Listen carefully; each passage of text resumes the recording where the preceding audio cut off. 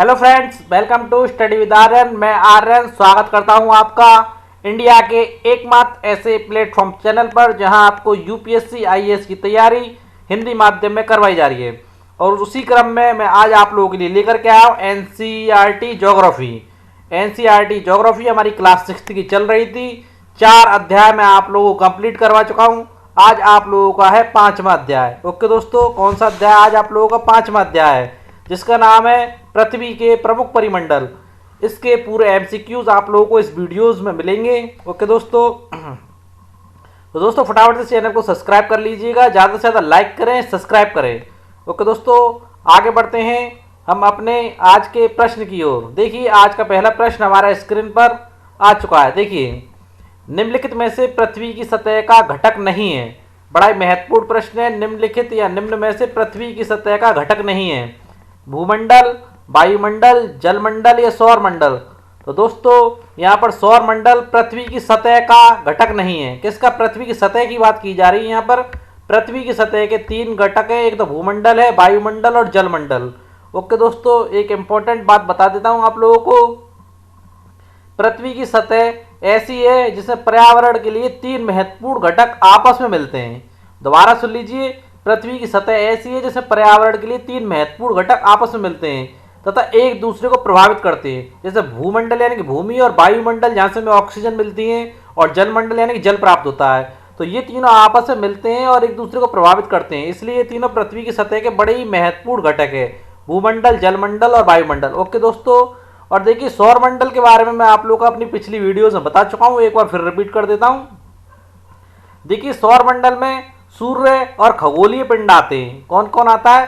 सौरमंडल में सूर्य और खगोलीय पिंड आते हैं जो इस मंडल में एक दूसरे से गुरुत्वाकर्षण बल द्वारा बंधे हुए हैं, यानी ग्रेविटेशनल फोर्स द्वारा एक दूसरे से बंधे हुए हैं सारे ग्रह। आगे बढ़ते हैं अपने आज के दूसरे प्रश्न की ओर। देखिए, भूमंडल के संदर्भ में निम्नलिखित में से कौन सा कथन सत्य है? सत्य कथन पूछ रहा है भूमंडल के संदर्भ में। देखिए, पृथ्वी का ठोस भाग जिस पर हम रहते हैं वह भूमंडल कहलाता है, या फिर गैसों की परतें हैं जो पृथ्वी को चारों ओर से घेरे रहती हैं, घेरती हैं, वो भूमंडल कहलाता है।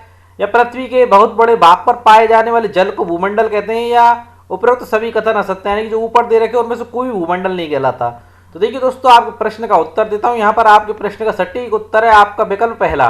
देखिए, पृथ्वी का ठोस भाग जिस पर हम लोग यानी मनुष्य और जीव जंतु जो निवास करते हैं वो क्या कहलाता है? आपका भूमंडल। ओके दोस्तों, फिर देखिए, गैस की परतें जो पृथ्वी को चारों ओर से घेरे रहती है वो क्या कहलाता है? इस विषय में आप लोगों को बता देता हूं दोस्तों।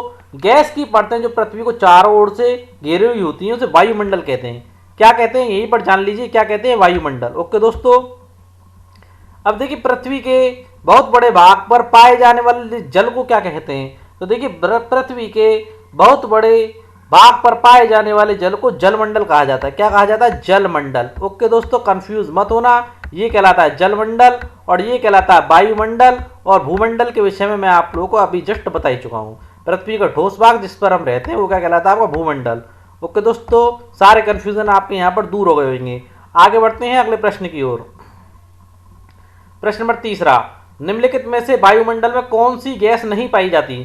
बड़ा महत्वपूर्ण प्रश्न दोस्तों। वायुमंडल बहुत सारी गैसें होती हैं, पर ऐसी कौन सी गैस है जो वायुमंडल में नहीं पाई जाती? ऑक्सीजन, नाइट्रोजन, कार्बन डाइऑक्साइड या रेडॉन। तो आप लोगों को बता दूं दोस्तों, रेडॉन एक रेडियोधर्मी आपकी गैस है, तो इसलिए रेडॉन आपकी वायुमंडल में नहीं पाई जाती है।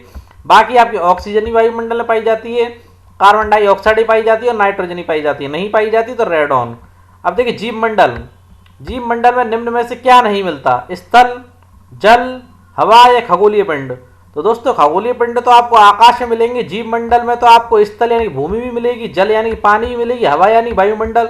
तो तीनों ही चीजें मिलती जीव मंडल में जहां पर मनुष्य निवास करते हैं। ओके दोस्तों, उम्मीद है आप लोग यहाँ पर समझ चुके होंगे। और एक चीज और बता देता हूँ दोस्तों, जीव मंडल एक सीमित क्षेत्र है जहाँ स्थल, जल और हवा एक साथ मिलते हैं, जहाँ सभी प्रकार के जीवन पाए जाते हैं। ओके दोस्तों, चाहे मानव का हो, चाहे पशु पक्षियों का हो, चाहे जानवरों का हो, चाहे किसी प्रकार का जीवन हो। आगे बढ़ते हैं आपके 5वें नंबर के प्रश्न की ओर। देखिए, भूमंडल के संदर्भ में निम्नलिखित कथनों पर विचार कीजिए। क्या कह रहा है? भूमंडल के संदर्भ में निम्नलिखित कथनों पर विचार कीजिए। पहला प्रश्न, पृथ्वी के ठोस भाग को भूमंडल कहते हैं, बिल्कुल सही है, जो पहले मैं आप लोगों को बता चुका हूं। आगे देखिए, ये भूपट्टी की चट्टानों और मिट्टी की पतली परतों का बना होता है, जिसमें जीवों के लिए पोषक तत्व पाए जाते हैं। बिल्कुल दोस्तों, हमारी पृथ्वी पर चट्टानें भी है, मिट्टी की पतली परतों से बना हुआ है, और हमारी पृथ्वी के नीचे काफ़ी सारी प्लेट्स पाई जाती हैं, और ये जीवों के लिए पोषक तत्व भी पाए जाते हैं। दोस्तों देखिए, पृथ्वी की सतह को दो मुख्य भागों में बांटा जा सकता है।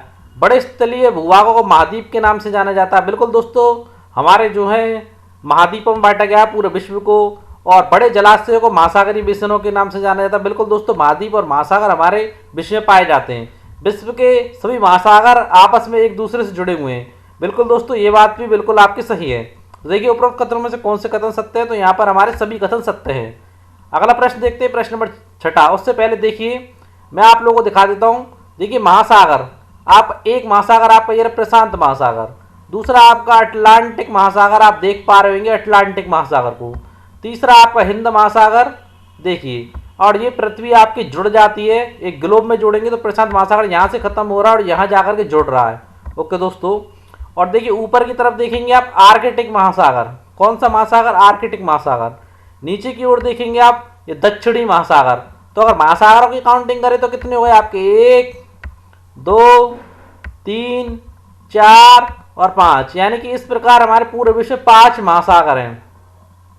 और अगर बात करी जाए दोस्तों महाद्वीपों की, तो देखिए एक एशिया महाद्वीप आपका, दूसरा अफ्रीका महाद्वीप, तीसरा आपका यूरोप महाद्वीप, चौथा आपका ऑस्ट्रेलिया महाद्वीप, 4 हो गए दोस्तों अभी तक, पांचवा आपका उत्तरी अमेरिका महाद्वीप, छठा हमारा दक्षिणी अमेरिका महाद्वीप, और सातवां हमारा अंटार्कटिका महाद्वीप। यानी कि महाद्वीपों की संख्या विश्व में 7 है और महासागरों की संख्या 5 है। ओके दोस्तों, उम्मीद है आप यहाँ पर समझ चुके होंगे, और आगे मैं इस नक्शे की सहायता से जगह जगह पर आपको बताता रहूंगा प्रश्नों के साथ साथ। देखिए अगला प्रश्न, विश्व का सबसे ऊंचा शिखर जो माउंट एवरेस्ट के नाम से जाना जाता है दोस्तों, विश्व का सबसे ऊंचा शिखर माउंट एवरेस्ट समुद्र तल से कितनी ऊंचाई पर स्थित है। क्या कह रहा है, समुद्र के तल से कितनी ऊंचाई पर स्थित है। देखिए 8,805 मीटर पर, या 8,848 मीटर पर, या 8,849 मीटर पर, या 8,852 मीटर पर। तो देखिए इस प्रश्न का आपका सही उत्तर है 8,848 मीटर पर। इसके साथ ही एक चीज बता देता हूं, देखिए विश्व का सबसे ऊंचा शिखर माउंट एवरेस्ट समुद्र तल से 8,848 मीटर ऊंचा है। और देखिए समुद्री जल का तल सभी जगह समान होता है, ये चीज आप लोग जान लीजिए। जो तल है ना समुद्री जल का, ये सभी जगह पर समान है। वो बात अलग है कि भू क्षेत्र जो है वो अलग अलग कम ऊंचाई पे है, कुछ ज्यादा ऊंचाई पे है। वो परिस्थितियां हमारे भूमि के क्षेत्र के अकॉर्डिंग बदलती रहती है, पर समुद्र का जो तल है वो सभी स्थान पर एक जैसा ही है। और इस तल की ऊंचाई को समुद्र तल से मापा जाता है। जैसे ये पर्वत है विंध्याचल पर्वत, जो थोड़ा कम ऊंचा है, माउंट एवरेस्ट है तो ये ज्यादा ऊंचा है। तो दोस्तों समुद्र तल से ही नापा जाता है कि समुद्र तल कहाँ पर है। ये आपका समुद्र तल सपोज करके चले तो इससे इसकी ऊंचाई नापी जाएगी, फिर माउंट एवरेस्ट की ऊंचाई इसी से नापी जाएगी। उम्मीद है आप लोग समझ चुके होंगे। ओके दोस्तों, और जिस उससे नापी जाती है जो समुद्र तल होता है तो शून्य माना जाता है। क्या माना जाता है, शून्य। अब देखिए विश्व का सबसे गहरा भाग प्रशांत महासागर का कौन सा क्षेत्र है। बड़ा ही महत्वपूर्ण प्रश्न है, विश्व का सबसे गहरा भाग प्रशांत महासागर का कौन सा क्षेत्र है। मैरियाना गर्त, टोंगा गर्त, फिलीपींस गर्त, कर्माडेक गर्त। तो दोस्तों विश्व का सबसे गहरा भाग आपका जो प्रशांत महासागर का क्षेत्र जो है मैरियाना गर्त है। कौन सा, मैरियाना गर्त। और देखिए इसकी गहराई बता देता हूं, ये है 11,022 मीटर। कितना है, 11,022 मीटर की गहराई पर आपका मैरियाना गर्त स्थित है। और बाकी जो नाम यहाँ पर दिए गए टोंगा गर्त, फिलीपींस गर्त और कर्माडेक गर्त, ये भी सारे आपके प्रशांत महासागर के गर्त हैं। ओके दोस्तों, आगे देखिए प्रश्न नंबर 8वां, एशिया महाद्वीप कौन सा महाद्वीप। एशिया महाद्वीप के संदर्भ में निम्नलिखित कथनों पर विचार कीजिए। एशिया महाद्वीप पहले मैं आप लोगों को दिखा देता हूं। देखिए ये प्रशांत महासागर था और एशिया महाद्वीप हमारा ये रहा। ये जो आप देख पा रहे हैं ना येलो येलो कलर में जितना भी आप लोगों को दिख रहा है, ये पूरा आपका एशिया महाद्वीप है। इसके संबंध में प्रश्न आपसे पूछ रहा है। तो देखिए एशिया महाद्वीप के संदर्भ में निम्नलिखित कथनों पर विचार कीजिए। देखिए ये विश्व का सबसे बड़ा महाद्वीप है, बिल्कुल सही बात है दोस्तों। अभी मैंने आप लोगों को दिखाया सबसे बड़ा महाद्वीप है। ये पृथ्वी के कुल क्षेत्रफल के 1/3 भाग में फैला हुआ है। बिल्कुल 100% बात है दोस्तों, 1/3 भाग में एशिया महाद्वीप आपका फैला हुआ है। एशिया महाद्वीप उत्तरी गोलार्ध में स्थित है। कर्क रेखा इस महाद्वीप से होकर के गुजरती है। तो देखिए दोस्तों, यहाँ आप देख सकते हैं उत्तरी गोलार्ध, ये आपकी विषुवत रेखा है। ओके दोस्तों, विषुवत रेखा, और इस गोल मैप को मैंने यहाँ पे लगाया आप लोगों को समझने के लिए। विषुवत रेखा है और हमारा एशिया महाद्वीप है। अगर दिशाओं को काटें तो उत्तर ऊपर आता है, दक्षिण नीचे। तो इस साइड स्थित है, तो उत्तरी साइड, तो उत्तरी साइड में तो स्थित है, यानी कि उत्तरी गोलार्ध में स्थित है एशिया महाद्वीप। और उत्तरी गोलार्ध देखिए यहाँ पर, देखिए कौन सा ध्रुव है, उत्तरी ध्रुव है, उत्तरी गोलार्ध। तो विषुवत रेखा से इस तरह भी पड़ती है हमारी कर्क रेखा। तो कर्क रेखा भी हमारी कहाँ पर पड़ती है, इसी क्षेत्र में पड़ती है कर्क रेखा। अगर हम काटेंगे तो समथिंग समथिंग कुछ ऐसी कर्क रेखा हमारी बनेगी। तो कर्क रेखा भी हमारी उत्तरी गोलार्ध में पड़ती है। ये इस प्रश्न के सेकंड ऑप्शन में कहा गया है। देखिए, यह महाद्वीप उत्तरी गोलार्ध में स्थित है, बिल्कुल सही बात है। कर्क रेखा इस महाद्वीप से होकर के गुजरती है, बिल्कुल सही बात है, जो मैंने आप लोगों को समझा दिया है। देखिए, एशिया के पश्चिम में यूराल पर्वत है, जो इसे यूरोप से अलग करता है। और देखिए, एशिया के पश्चिम में यूराल पर्वत है। यहाँ देखिए, एशिया महाद्वीप के ये जो आपका दे रखा है, ये यूराल पर्वत दे रखा है दोस्तों। क्या यूराल पर्वत है, ये यूरोप को अलग करता है और आपके एशिया महाद्वीप को अलग करता है। ये पूरा यूराल पर्वत है। आगे देखते हैं। देखिए अगला पॉइंट इसका, ये पॉइंट भी आपने यहाँ पर सही है। देखिए, यूरोप एवं एशिया के संयुक्त भूभाग को यूरेशिया यानी यूरोप प्लस एशिया कहा जाता है। बिल्कुल दोस्तों, जो संयुक्त भूभाग होगा वो यूरोप में भी आ रहा है और एशिया में भी आ रहा है, तो इसे यूरेशिया कहा जाता है। ये पॉइंट भी आपका यहाँ पर बिल्कुल सही है, यानी कि ऑप्शन चौथा भी यहाँ पर हमारा बिल्कुल सही है। ओके दोस्तों, अब देखिए उपरोक्त कथन में से कौन से कथन सत्य है, तो मैं आप लोगों को समझा ही चुका है। यहाँ पर सारी कथन आपके सही हैं। प्रश्न नंबर अगले की तरफ बढ़ते हैं। अगला हमारा प्रश्न है प्रश्न नंबर 9। देखिए, ये मैंने एशिया महाद्वीप की पूरी की फोटो लगा दी है। ओके दोस्तों, पूरे एशिया महाद्वीप है। ओनली एशिया महाद्वीप में हमारा इंडिया भी आता है, पाकिस्तान भी आता है, नेपाल भी आता है, भूटान भी आता है, चाइना भी आता है, मंगोलिया भी आता है, रशिया भी आता है, कजाकिस्तान, सारे देश जो है आपके एशिया महाद्वीप में आते हैं। आप लोग देख सकते हैं। ओके दोस्तों, आगे बढ़ते हैं। देखिए, ये मैंने लगाया है आपका जो आपका पर्वत है ना, यूराल पर्वत, जो आपके यूरोप को और एशिया को अलग करता है। यूराल पर्वत एशिया और यूरोप को अलग करता है, वो मैंने यूराल पर्वत का यहाँ पर चित्र दिखाने के लिए चित्र आप लोगों के लिए लगाया है। आगे बढ़ते हैं। देखिए प्रश्न नंबर 9, ऐसा कौन सा महाद्वीप है जहाँ से कर्क रेखा, विषुवत रेखा, मकर रेखा होकर गुजरती है। बड़ा ही बेहतरीन और बड़ा ही इंपॉर्टेंट प्रश्न है। ऐसा कौन सा महाद्वीप है जहाँ से कर्क रेखा, विषुवत रेखा, मकर रेखा होकर गुजरती हैं। अफ्रीका महाद्वीप, या फिर आपका उत्तरी अमेरिका महाद्वीप, या दक्षिणी अमेरिका महाद्वीप, या एशिया महाद्वीप। तो देखिए दोस्तों, कर्क रेखा, विषुवत रेखा, मकर रेखाएं आपके अफ्रीका महाद्वीप से होकर के गुजरती है, यानी कि यहाँ पर आपका ऑप्शन पहला सही है। अब देखिए, अफ्रीका महाद्वीप के लिए मैं आपको नक्शा दिखा देता हूँ, यही वाला दोबारा से। देखिए, अब ऊपर जो था आपका उत्तरी गोलार्ध था, नीचे कौन सा है हमारा, नीचे की तरफ कौन सा पड़ता है, दक्षिणी गोलार्ध। तो अफ्रीका महाद्वीप कौन से में आ रहा है आपका, अफ्रीका महाद्वीप आप देख पा रहे हैं, अफ्रीका महाद्वीप का जो हिस्सा आ रहा है वो किस में आ रहा है, दक्षिणी गोलार्ध में ज़्यादातर आ रहा है।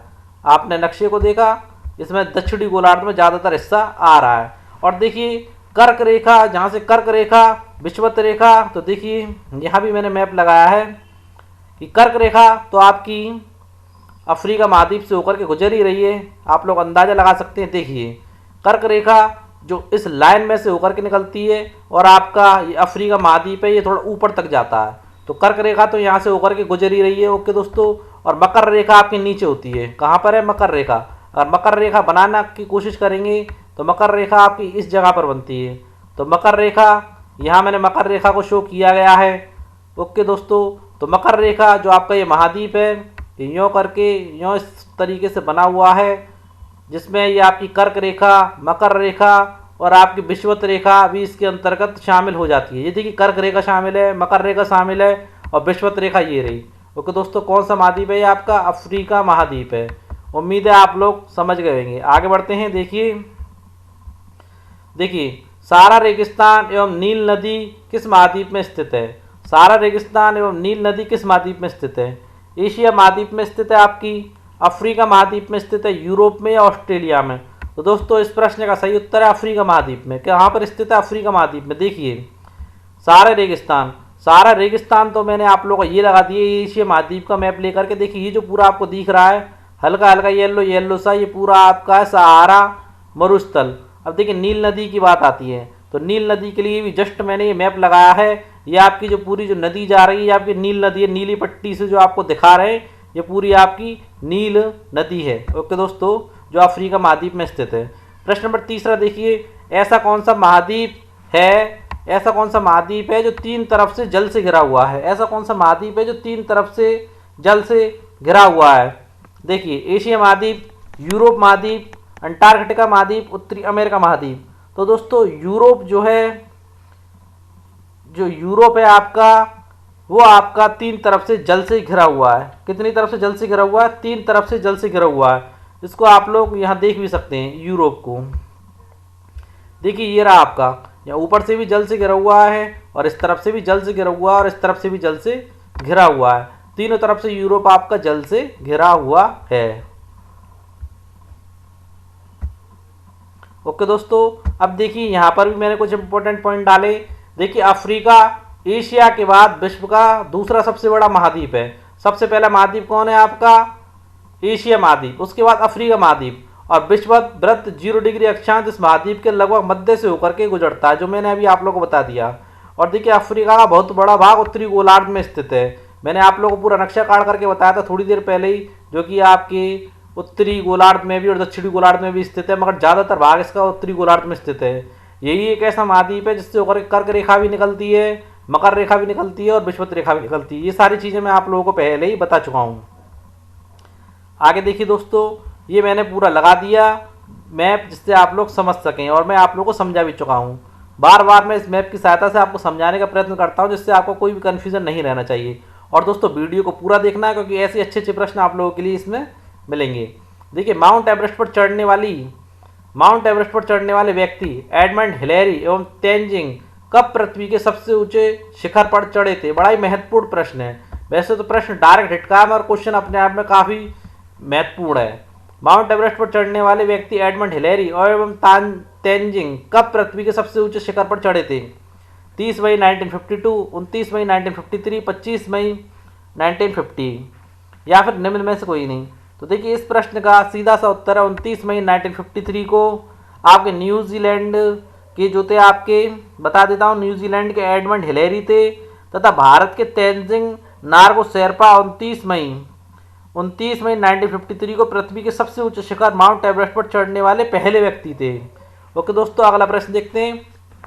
प्रश्न नंबर 13वां, विश्व की पहली महिला का नाम बताएं जिसने सर्वप्रथम एवरेस्ट पर कदम रखा था। इंपॉर्टेंट प्रश्न है, हो सकता है प्रश्न फैक्ट का और डायरेक्ट, मगर अपने आप में काफ़ी इंपॉर्टेंट प्रश्न है, इसलिए मैंने इन प्रश्नों को यहाँ पर शामिल किया है। विश्व की पहली महिला का नाम बताएं जिसने सर्वप्रथम एवरेस्ट पर कदम रखा था। जुंको ताबी, बछेंद्री पाल, अरुणिमा सिन्हा, संतोष यादव। तो देखिए दोस्तों, यहाँ पर आपकी थी जुंको ताबई, विश्व की पहली महिला थी जुंको ताबई। देखिए दोस्तों, जापान की थी ये, जापान की जुंको ताबई विश्व की पहली महिला थी जिसने 17 मई 1975 को एवरेस्ट पर कदम रखा था। लिख देता हूँ, आप लोग अगर डेट याद नहीं रख पाए तो देखिए 16 मई की बात थी। 16 मई ये आपकी 1975 को इन्होंने सबसे पहले माउंट एवरेस्ट पर अपना कदम रखा था। और देखिए, भारत की अगर बात की जाए तो बछेंद्री पाल भारत की पहली महिला थी। ढंग से सुन लेना, बछेंद्री पाल भारत की पहली महिला थी जिन्होंने 23 मई, कब? 23 मई को, 23 मई 1984 को, टाइम लिख लेना, कंफ्यूज मत होना जरा सा भी। 23 मई 1984 को एवरेस्ट पर अपना कदम रखा था। बाकी भी यहाँ पर जो महिलाएं दी गई, अरुणिमा सिंह और संतोष यादव, ये भी एवरेस्ट पर जा चुकी हैं। आगे देखिए प्रश्न नंबर 14वां, 3 महासागरों से घिरा महाद्वीप कौन सा है? 3 महासागरों से घिरा महाद्वीप कौन सा है? एशिया महाद्वीप, यूरोप महाद्वीप, अंटार्कटिका महाद्वीप, उत्तरी अमेरिका महाद्वीप। तो देखिए दोस्तों, उत्तरी अमेरिका जो महाद्वीप है 3 तरफ से महासागरों से घिरा हुआ है। क्या है? 3 तरफ से महासागरों से घिरा हुआ है। उत्तरी अमेरिका महाद्वीप आप देख सकते हो, उत्तरी अमेरिका महाद्वीप प्रशांत महासागर भी है और अटलांटिक महासागर भी है और आर्कटिक महासागर भी है। तीनों तरफ से ये महासागरों से घिरा हुआ है। ओके दोस्तों, आगे बढ़ते हैं। देखिए, उत्तरी अमेरिका विश्व का तीसरा सबसे बड़ा महाद्वीप है। यह दक्षिणी अमेरिका से एक सकड़े स्थल से जुड़ा हुआ है। देखिए, उत्तरी अमेरिका आपका ये रहा, दक्षिणी अमेरिका ये रहा। ये एक पतले से सकरे स्थल से जुड़ा हुआ है, इसे स्थल संधि कहते हैं। और जो स्थल संधि है दोस्तों, इसका नाम पनामा स्थल संधि। क्या है दोस्तों, बड़ा ही महत्वपूर्ण प्रश्न है और ज्योग्राफी में तो काफ़ी महत्वपूर्ण प्रश्न है, ये पूछा भी जाता है, काफ़ी पूछा जाता है ज्योग्राफी में दोस्तों। ये वाला प्रश्न पनामा स्थल संधि का प्रश्न काफ़ी बार पूछा जाता है, बड़ा महत्वपूर्ण प्रश्न है। देखिए यह महाद्वीप पूरी तरह से उत्तरी एवं पश्चिमी गोलार्ध में स्थित है। किसमें? उत्तरी और पश्चिमी गोलार्ध में स्थित है। ये इस वाले डायग्राम से आप लोगों को समझ नहीं आएगा, इसके लिए आपको वही डायग्राम देखना पड़ेगा कि किस प्रकार ये, देखिए ये कह रहा है कि उत्तरी और पश्चिमी गोलार्ध में स्थित है। कैसे स्थित है? देखिए ये लाइन जो है आपकी, ये आपकी विषुवत रेखा है। विषुवत रेखा के इस तरफ आपकी दिशा कौन सी हो गई दोस्तों? ये दिशा तो हो गई आपकी पूरब, ओके, और ये दिशा हो गई आपकी पश्चिम। अब यहाँ से एक हमने लाइन काटी जो दिशाओं का निर्धारण करती है। ऊपर हमारी हो गई उत्तर और ये हो गई दक्षिण। अब बात की जाए कि साहब बताइए उत्तरी अमेरिका महाद्वीप किस दिशा में स्थित है, तो इस दिशा को काटेंगे तो ये कौन सी आ रही है? यहाँ से तो उत्तर लग रही है और यहाँ से पश्चिम, तो किस दिशा में स्थित है? उत्तर पश्चिम दिशा में स्थित है। ये चीज़ आपका वो विकल्प बता रहा है, ओके दोस्तों, जो कि सही भी है। अब देखिए यहाँ पर मैंने भारत का भी चित्र लगाया। देखिए जल संधि पानी का सकरा भाग होता है। क्या होता है? पानी का सकरा भाग होता है, जो दो बड़ी जल राशि जैसे समुद्रों तथा महासागरों को एक दूसरे से जोड़ता है। अब देखिए प्रश्न क्या पूछ रहा है यहाँ पर, बड़ा ही बेहतरीन प्रश्न पूछा है। भारत एवं श्रीलंका के बीच स्थित जल संधि का नाम बताइए। देखिए उस जल संधि का नाम मैंने आप लोगों को यहाँ पर बता दिया, पाक जल संधि। कौन सी जल संधि है? पाक जल संधि। अब देखिए भारत के तमिलनाडु राज्य और श्रीलंका के उत्तरी प्रांत के जाफना जिले के बीच में स्थित एक जल संधि है। यह जल संधि पूर्वोत्तर पाकखंडी को दक्षिण पश्चिम में मन्नार की खाड़ी से जोड़ती है। ओके दोस्तों, यहां पर इस प्रश्न का उत्तर मैंने दे दिया है। आगे बढ़ते हैं अगले प्रश्न की ओर। प्रश्न नंबर 15 किस महाद्वीप में विश्व की सबसे लंबी नदी अमेजन बहती है? बड़ा ही महत्वपूर्ण प्रश्न। किस महाद्वीप में विश्व की सबसे लंबी नदी अमेजन बहती है? तो देखिए एशिया महाद्वीप में, दक्षिणी अमेरिका में, अंटार्कटिका महाद्वीप में, उत्तरी अमेरिका में। तो देखिए दोस्तों दक्षिणी अमेरिका महाद्वीप में विश्व की सबसे लंबी नदी अमेजन बहती है। कहाँ बहती है? अमेजन। अब देखिए विश्व का सबसे छोटा महाद्वीप कौन सा है? विश्व का सबसे छोटा महाद्वीप कौन सा है? ऑस्ट्रेलिया, एशिया, दक्षिणी अमेरिका, उत्तरी अमेरिका। तो देखिए दोस्तों विश्व का सबसे छोटा महाद्वीप आपका, मैं आप लोगों को बता देता हूँ, ऑस्ट्रेलिया है। कौन सा महाद्वीप है? ऑस्ट्रेलिया। अगला प्रश्न देखते हैं, कौन सा महाद्वीप हमेशा मोटी बर्फ की परतों से ढका रहता है? बड़ा ही महत्वपूर्ण है अपने आप में।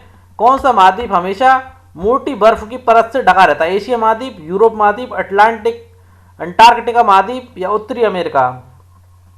तो अंटार्कटिका महाद्वीप दोस्तों हमेशा बर्फ की मोटी परतों से ढका रहता है। यहाँ देखिए दोस्तों, यहाँ मैंने लिया है, देखिए दक्षिणी अमेरिका। दक्षिणी अमेरिका का अधिकांश भाग दक्षिणी गोलार्ध में स्थित है। किसका?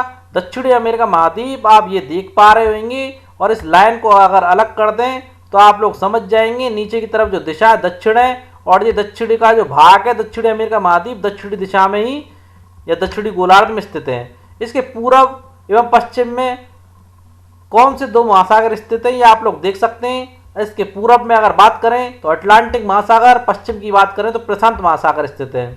विश्व की सबसे लंबी पर्वत श्रृंखला, विश्व की सबसे लंबी पर्वत श्रृंखला एडीज, देखिए यहां से आ रही है एडीज, एडीज पर्वत श्रृंखला। आप देख पा रहे होंगे इसके उत्तर से दक्षिण की ओर फैली हुई है, यानी कि ऊपर से लेकर के नीचे की तरफ जाती है, आप लोगों को दिख भी रही है। अब देखिए ऑस्ट्रेलिया महाद्वीप के संबंध में बड़ी महत्वपूर्ण चीज़ है, मैंने यहाँ आप लोगों को बताई है। पहले तो ये देख लिया ऑस्ट्रेलिया महाद्वीप आपका ये विश्व का सबसे छोटा महाद्वीप है, ये प्रश्न में ही बता चुका, जो कि पूरी तरह से दक्षिणी गोलार्ध में स्थित है। आप अगर नक्शा बनाएंगे तो आप लोग देख पाएंगे कि दक्षिणी गोलार्ध में ही स्थित है। और अगर ज़्यादा डीपली जाएंगे तो इसको कह सकते हैं कि दक्षिण पूरब की तरफ भी कह सकते हैं इसको। ये चारों तरफ से महासागरों तथा समुद्रों से घिरा हुआ है। बिल्कुल दोस्तों, आप चारों तरफ से देख सकते हैं। इसे द्वीपीय महाद्वीप कहा जाता है। क्या कहता है? द्वीपीय महाद्वीप कहा जाता है। द्वीपीय नहीं, द्वीपीय महाद्वीप कहा जाता है, क्योंकि एक तरीके से द्वीप ही है ऑस्ट्रेलिया। अंटार्कटिका महाद्वीप देखिए, अंटार्कटिका महाद्वीप आपको नीचे देख पा रहे होंगे, सफ़ेद पूरा सफ़ेद दिख रहा है आपको, अंटार्कटिका महाद्वीप है। देखिए ये दक्षिणी ध्रुव में स्थित है, ये बात तो आप लोग मैप पे देख कर समझ पा रहे होंगे। इसलिए हमेशा मोटी बर्फ की परतों से ढका रहता है, क्योंकि यहाँ पर सूरज की रोशनी नहीं पहुँचती है, या किसी प्रकार का स्थायी मानव निवास नहीं करता है। दोस्तों जब टेम्परेचर काफ़ी डाउन होता है तो वह मानव निवास नहीं कर सकता है। बहुत से देशों के यहाँ पर शोध केंद्र स्थित हैं। क्या स्थित है? रिसर्च सेंटर यहाँ पर स्थित हैं अंटार्कटिका महाद्वीप में। आगे बढ़ते हैं अपने अगले प्रश्न की ओर। देखिए, अंटार्कटिका महाद्वीप में स्थित भारत के शोध संस्थानों के नाम हैं। बड़ा महत्वपूर्ण प्रश्न है, पूछा जा सकता है बिल्कुल दोस्तों कि भारत के जो शोध संस्थान आपके अंटार्कटिका महाद्वीप में स्थित है उनके नाम क्या हैं। मैत्री, दक्षिणी गंगोत्री, उत्तरी गंगोत्री, विकल्प पहला व दूसरा सही है। तो दोस्तों भारत के जो शोध संस्थान अंटार्कटिका महाद्वीप में स्थित है उनके नाम है मैत्री और दक्षिणी गंगोत्री। इस प्रकार यहाँ पर आपका 14वें नंबर का चौथे नंबर का विकल्प सही है। प्रश्न नंबर 19वां देखते हैं, जलमंडल। जलमंडल के संदर्भ में कौन सा कथन सही नहीं है? गलत कथन पूछ रहा है। देखिए, पृथ्वी का 71% भाग जल तथा 25% भाग स्थल है। बिल्कुल दोस्तों, अगर पृथ्वी को अगर हम देखें तो हमारी पृथ्वी का 71% जो हिस्सा है, यानी कि इतना प्रतिशत हिस्सा आपका जल से भरा हुआ है। और पृथ्वी में इतना जल है इसलिए इसे ऊपर से देखने पर नीला ग्रह भी कहा जाता है। बाकी के मात्र 29% भाग पर स्थल है, यानी कि जमीन है। ओके दोस्तों, देखिए जलमंडल में जल के सभी रूप। देखिए, जब जलमंडल है तो जल के सारे रूप जो होंगे, जैसे महासागर हैं, नदियां हैं, झीलें हैं, हिम नदियां हैं। ये हिम नदियां यानी कि आपकी हिम के रूप में चट्टानें जमी हुई हैं, वहां से निकलने वाली नदियां। भूमिगत जल के स्रोत भी हैं दोस्तों। ओके, वायुमंडल की जलवाष्प भी है, जलवाष्प यानी कि वाटर वेपर, सारी चीजें सम्मिलित हैं इसके अंतर्गत। तो ये चीजें आपकी बिल्कुल सही है जलमंडल के बारे में। देखिए, पृथ्वी पर 97.5% भाग पर महासागरीय जल है। देखिए दोस्तों, पृथ्वी के इतने बड़े भाग पर महासागरीय जल तो है, परंतु वो अपने पीने योग्य और मानव के प्रयोग में पीने योग्य जल नहीं है, क्योंकि वो जो जल है वो लवणीय है, यानी कि खारा है। और जबकि दूसरी तरफ देखिए, पृथ्वी 3% जल अलवणीय है, जो मनुष्य के इस्तेमाल में आता है। दोस्तों यहाँ पर 3% गलत दिया गया है, बल्कि 2.5%। कितना? 2.5% जल अलवणीय यानी कि लवणीय नहीं है, जिसे मनुष्य पी सकता है, अपनी प्यास बुझा सकता है, खाने के प्रयोग में ला सकता है, कृषि कर सकता है। ओके दोस्तों, यहाँ पर गलत कथन पूछ रहा था, तो यहाँ पर गलत कथन चौथा ही है, क्योंकि यहाँ पर 3% जल दिया गया, जबकि वास्तविकता में पीने योग्य खाने योग्य जल हमारा 2.5% ही है। आगे बढ़ते हैं हम प्रश्न नंबर अगले की ओर। देखिए, प्रश्न नंबर 20वां, महासागरीय जलों में कौन सी गति नहीं पाई जाती? बड़ा इंपॉर्टेंट प्रश्न है। महासागरीय जलों में दोस्तों कुल मिलाकर के 3 प्रकार की गति पाई जाती हैं।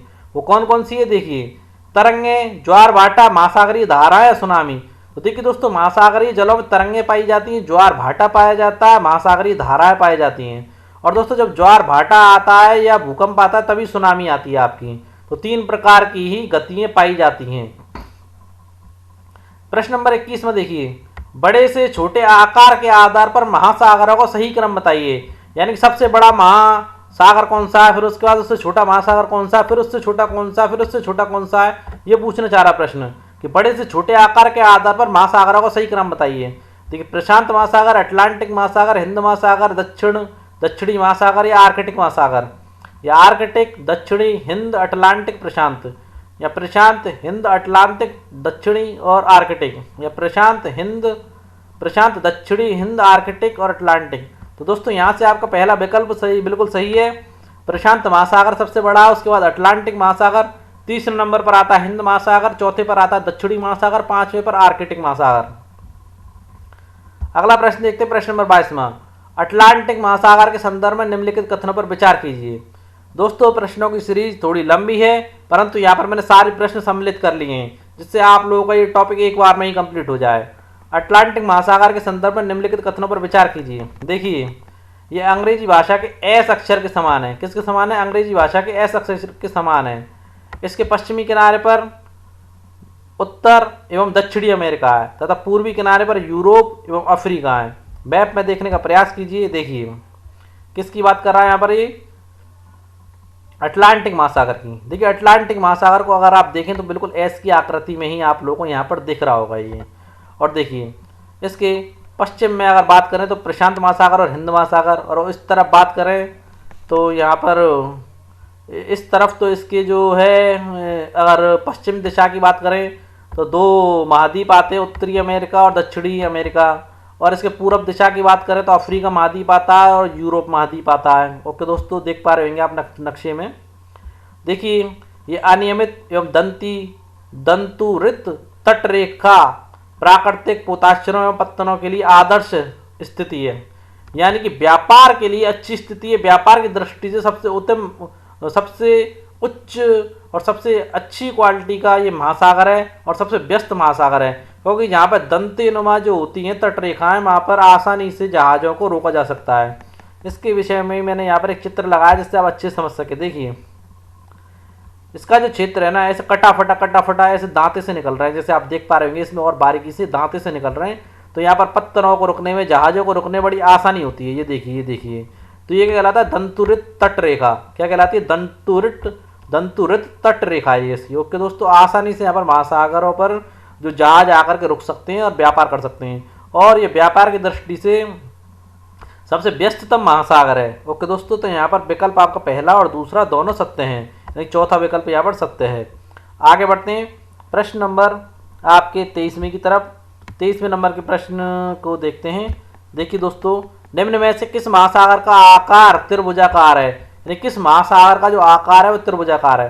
प्रशांत महासागर का, हिंद महासागर का, दक्षिणी महासागर का, या आर्कटिक महासागर का? तो दोस्तों इस प्रश्न का डायरेक्ट आंसर आप लोगों को बता देता हूँ। हिंद महासागर का जो आकार है त्रिभुजाकार है। क्या है दोस्तों? हिंद महासागर का आकार त्रिभुजाकार है। आप पीछे जाकर के देख भी सकते हैं, हिंद महासागर ये रहा, पूरा त्रिभुजाकार आकार आपको बनता हुआ नजर आ भी रहा होगा यहाँ पर, अगर आप ढंग से अच्छे से देख पा रहे होंगे तो। इसका जो आकार है त्रिभुजाकार है। और देखिए हिंद महासागर का जो नाम पड़ा है भारत के नाम पर पड़ा है। ओके दोस्तों, भारत को हिंद कहा जाता है तो भारत के नाम पर इसका नाम हिंद महासागर पड़ा है। और देखिए इसके उत्तरी दिशा में तो एशिया है, और यहाँ पर अगर आप मैप काटने का प्रयास करें यहाँ पर फिक्स, तो उत्तरी दिशा में आपको एशिया नज़र आएगा, और पश्चिमी दिशा में आपको क्या नज़र आएगा?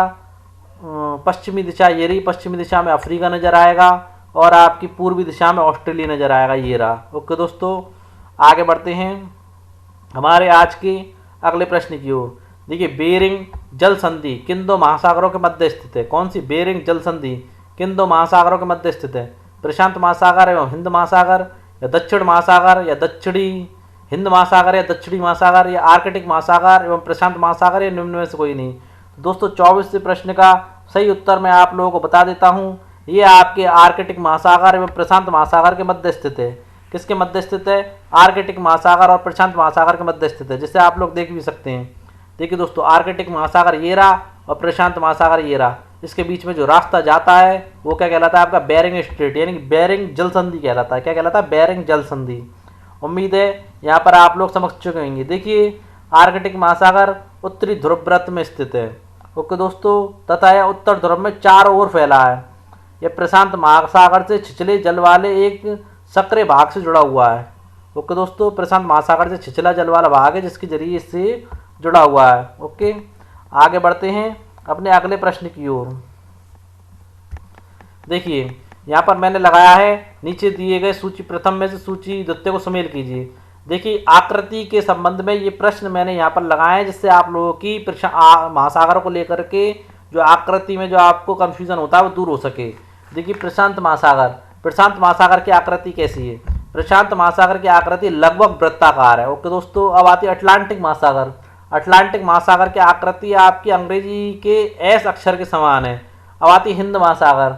हिंद महासागर की आकृति आपकी त्रिभुजाकार आकृति, कैसी? त्रिभुजाकार आकृति है। और आर्कटिक महासागर की स्थिति उत्तरी ध्रुव के चारों ओर फैला हुआ है। ओके दोस्तों, यानी कि यहाँ पर हमारा जो विकल्प तीसरा दे रखा है वो बिल्कुल सही है, यानी कि पहले का तीसरा, दूसरे का चौथा, तीसरे का पहला और चौथे का दूसरा। ओके दोस्तों, आगे बढ़ते हैं अपने आज के अगले प्रश्न की ओर। देखिए बड़ा ही महत्वपूर्ण प्रश्न यहाँ पर मैं लेकर के आया हूँ। वायुमंडल की परतों का सही क्रम बताइए। पहले आप लोगों को बता देता हूँ, वायुमंडल 5 परतें होती हैं। कितनी परतें होती हैं? 5 परतें होती हैं। और ये परतें कुछ लिमिटेड दूरी पर होती हैं, जो मैंने इसके पीछे एक इमेज लगाई हुई है, उसके माध्यम से समझाऊंगा। पहले ये पूछ रहा वायुमंडल की परतों का सही क्रम बताइए, यानी कि ये हमारी पृथ्वी की सतह है। यहाँ से ऊपर जाएंगे तो सबसे पहले कौन सी परत मिलेगी, फिर कौन सी परत मिलेगी, फिर कौन सी मिलेगी। इस प्रकार से जो 5 परतें हैं उनके विषय पूछ रहा है, 1 2 3 4 और सबसे लास्ट में कौन सी परत मिलेगी। तो देखिए पहला कह रहा है क्षोभमंडल मिलेगा, या समताप मंडल, मध्यमंडल, आयनमंडल, बहिर्मंडल, या फिर इस प्रकार से मिलेंगे, पहले बहिर्मंडल मिलेगा, फिर समताप मंडल, फिर मध्यमंडल, फिर आयनमंडल या क्षोभमंडल, या पहले समताप मंडल, फिर मध्य मंडल या आयन मंडल, फिर वही मंडल, और फिर क्षोभ मंडल, या निम्न में से कोई भी नहीं, यानी कि जो सारे के सारे दे रखे हैं वो गलत दे रखे हैं। तो देखिए दोस्तों, मैं आप लोगों को बता देता हूँ वायुमंडल की परतों का जो क्रम है, सबसे पहले अगर हम ऊपर की ओर बढ़ेंगे तो यहाँ पर आपका क्षोभ मंडल मिलेगा। क्या मिलेगा? क्षोभ मंडल। फिर समताप मंडल मिलेगा, फिर मध्य मंडल मिलेगा, फिर आयन मंडल मिलेगा, और फिर वही मंडल मिलेगा। अब देखिए, इन मंडलों के विषय में मैंने चित्र के माध्यम से, इस प्रश्न का तो उत्तर आपका पहला सही है, पढ़िए चित्र लगाया मैंने, इसे देखिए। सबसे पहले आपका कौन सा मंडल मिला है? क्षोभ मंडल। ओके दोस्तों, क्षोभ मंडल जो मिल रहा है ये पृथ्वी की सतह है। पृथ्वी की सतह से यहाँ से हम ऊपर उठेंगे तो ये कितनी दूरी पर हमें मिल जाता है? 16 किलोमीटर की दूरी पर ये हमें क्षोभ मंडल मिल जाता है। जो अब क्षोभ मंडल है, अब बाकी की जो मंडल हैं, समताप मंडल, ये हमें मिलता है करीबन 11 से लेकर के 30 किलोमीटर तक। कहाँ से कहाँ तक मिलता है? 11 से लेकर 30 किलोमीटर तक हमें समताप मंडल मिलता है। ओके दोस्तों, लिख लेना, जरा भी कंफ्यूज मत होना। और देखिए बाकी का जो मध्य मंडल जो कि ओजोन लेयर वाला क्षेत्र होता है, कौन सा क्षेत्र होता है? ओजोन लेयर वाला, ये 30 से लेकर के 50 किलोमीटर तक मिलता है। ओके दोस्तों, ओजोन लेयर ही कहलाती है मध्य मंडल। 30 से लेकर के 50 किलोमीटर के क्षेत्र में हमें ओजोन लेयर मिलती है। फिर मिलती है आयन मंडल हमें मिलता है 50 से लेकर के, लिख लेना, 50 से लेकर के 500 किलोमीटर के क्षेत्र तक हमें क्या मिलता है? आयन मंडल। अब देखिए, टोटली बहिर्मंडल से लेकर के टोटली ऊपर तक का क्षेत्र वो कहलाता है 500 किलोमीटर से लेकर के कितने किलोमीटर तक का होता है? वो 1600 किलोमीटर। कितना होता है? 1600 किलोमीटर तक ये वाला क्षेत्र होता है। उम्मीद है आप लोग एक एक क्षेत्र को बड़ी आसानी से और बड़ी बारीकी से समझ चुके होंगे। 2 लाइन और कहूँगा इसके विषय में। जो वायुमंडल है हमारा टोटली इसी में ही कवर्ड हो जाता है। वायुमंडल 1600 किलोमीटर की ऊंचाई तक फैला है, जो मैंने आप लोगों को बता दी कि कैसे फैला है। यहाँ से लेकर के यहाँ तक इसकी टोटली ऊंचाई कितनी है? 1600 किलोमीटर। और ये पूरा क्या फैला हुआ है? 1600 किलोमीटर में हमारा वायुमंडल फैला हुआ है। ओके दोस्तों, वायुमंडल में उसके घटक आते हैं, तापमान आता है, और अन्य के आधार पर उसे 5 भागों में बांटा है। ओके दोस्तों, आगे बढ़ते हैं अपने अगले प्रश्न की ओर। देखिए, वायुमंडल के संदर्भ में निम्नलिखित कथनों पर विचार कीजिए। बड़ा ही महत्वपूर्ण प्रश्न यहाँ पर मैं लेकर के आया हूँ। देखिए क्यों महत्वपूर्ण है ये। देखिए, वायुमंडल के संदर्भ में निम्नलिखित कथनों पर विचार कीजिए। देखिए, वायुमंडल मुख्यतः ऑक्सीजन और नाइट्रोजन का बना है। बिल्कुल सही बात है दोस्तों। वायुमंडल में अगर ऑक्सीजन और नाइट्रोजन ही नहीं होगा तो जीवन भी संभव नहीं होगा, जो कि साफ तथा शुष्क हवा का 99% है। फैक्ट की बात है, जो कि सही है।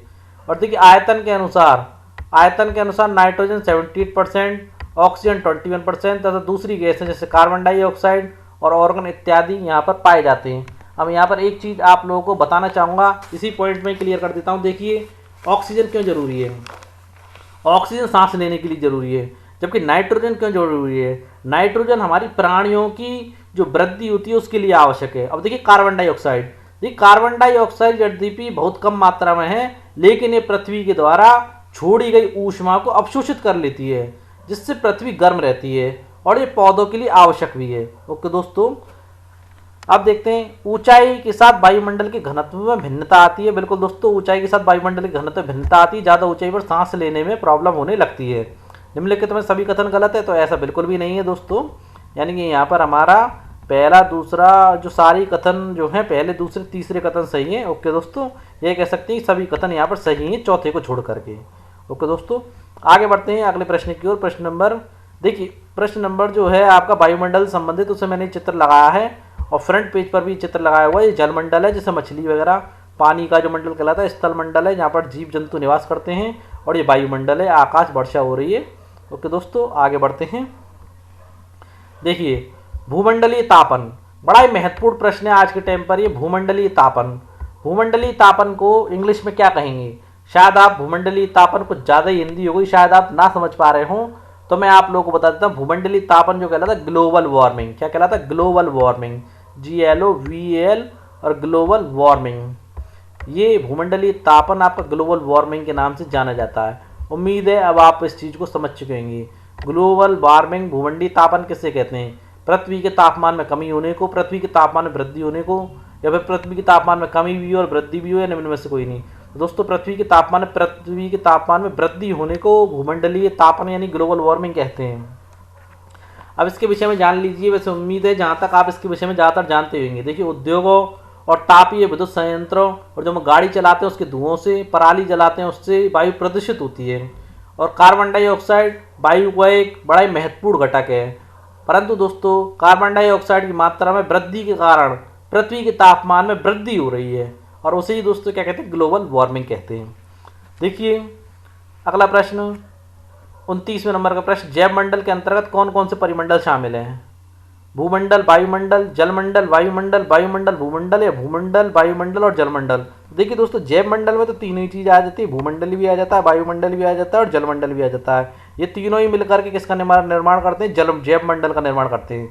ये तीनों जब होंगी तभी जैव मंडल का निर्माण होगा दोस्तों। ओके दोस्तों, बायोडाइवर्सिटी हमारा टॉपिक भी है और सब्जेक्ट भी है जिसे हम अच्छे से पूरा पढ़ाएंगे, जैव विविधता। ओके दोस्तों, इस प्रकार आज के हमारे सारे प्रश्न पूरे हो जाते हैं। 29वें प्रश्न के विषय में 2 लाइन और कहूँगा। देखिए भूमंडल, वायुमंडल, जलमंडल के बीच में प्राकृतिक संतुलन को बनाए रखने के लिए पृथ्वी के संसाधनों के सीमित उपयोग की आवश्यकता है दोस्तों। ओके दोस्तों, आज की हमारी वीडियो आप लोगों को कैसे लगी कमेंट बॉक्स में जरूर बताएं। सारे महत्वपूर्ण क्वेश्चन हमने यहाँ पर शामिल कर लिए हैं और ज़्यादा से ज़्यादा तैयारी करने वाले स्टूडेंटों को जोड़ें दोस्तों।